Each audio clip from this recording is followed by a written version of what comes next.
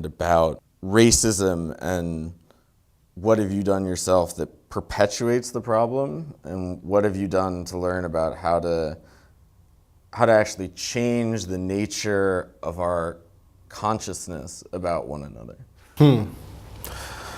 Well, growing up, I think what I experienced a lot was seeing racism of all different sorts. My family is pretty mixed up, but a pretty healthy portion of that is Native American and African American, like, mixed, and a lot of, heavy African American family that I have. And so while they would be inclusive to a certain extent, there would be a lot of offhand comments that I would hear. And it would be very much along these lines of, it's okay to be around, white people, do business, but don't trust them. Like, that was the message that I feel like was repeated over and over again to me. So you can, be around them, hang with them, you can learn stuff from them, just don't trust them. And so, like, that was an interesting, very incisive thing that I remember I was impacted by.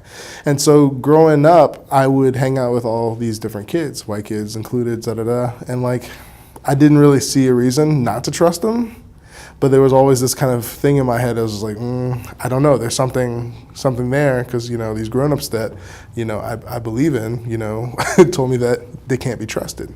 And so there was this kind of perpetuation that I had to shake over time, and I had to have, like, meaningful relationships with people of European descent from, like, all different areas, and realize that that's really not the case in any of those ways. There are people who just have, less than trustworthy characteristics, and that's across the board, regardless of, what race or, quote unquote race, or what culture you come from.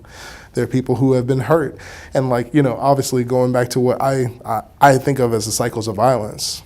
People can't be trusted who have been hurt in some way or betrayed, who behave in ways as a result. And that cycle has been going on for a long, long time. And so that whole thing about, any race can't be trusted, that basically fell down, to my experience.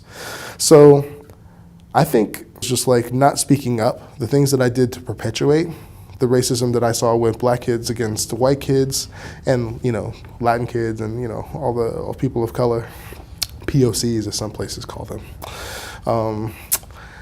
They would be, bashing white kids. I'm just like, I could have spoken up. I could have said, listen, that's not really, like, that's not true, and also it's not really cool. And they're probably trying to, work through all this stuff like we are too. The challenge that I saw for me to understand was that at the same time, a lot of these kids who had material resources, a lot of these kids who had opportunities that I was becoming more and more aware as I grew older that I was not going to have the same access to unless they pulled a string for me.